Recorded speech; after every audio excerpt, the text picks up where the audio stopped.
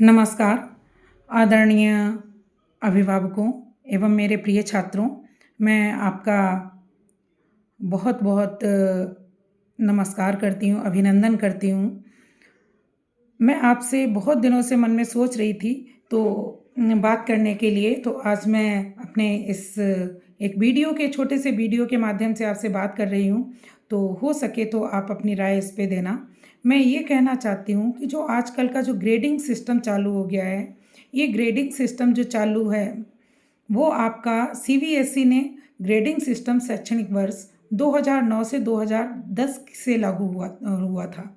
इस सिस्टम के तहत छात्रों को अंकों के बजाय ग्रेड दिए जाते थे, जो 9 पॉइंट स्केल पर आधारित थे, जिसका उद्देश्य छात्रों के और अभिभावकों के तनाव को कम करना था, क्योंकि नंबरों के आधार पर तनाव होता था।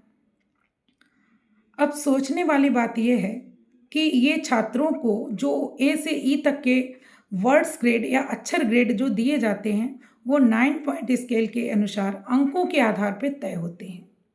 ग्रेड A1 जो है वो 91% से 100% है, A2 जो है वो 81 से 90% है और B1 है 71 से 80%, B2 61% से और आपका 70% है, C1 51 से और 60%, C2 41 से 50%, D1 33% से 40%, E2 0% से लेके 32%, जो असफल या फेल्ड विद्यार्थी होते हैं।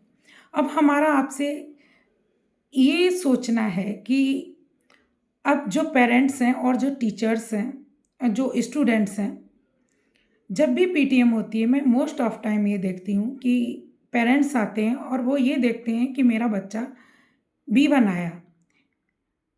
तो B1 देखने के बाद में वो पेरेंट्स को मैंने कभी भी खुश होते हुए नहीं देखा है। वो यही बोलते हैं कि why my child, my daughter और my son could not get the A1 and A2। सबको A1 चाहिए, सबको A2 चाहिए। B1 और B2 ग्रेड कोई भी चाहता ही नहीं है अपने बच्चे के लिए।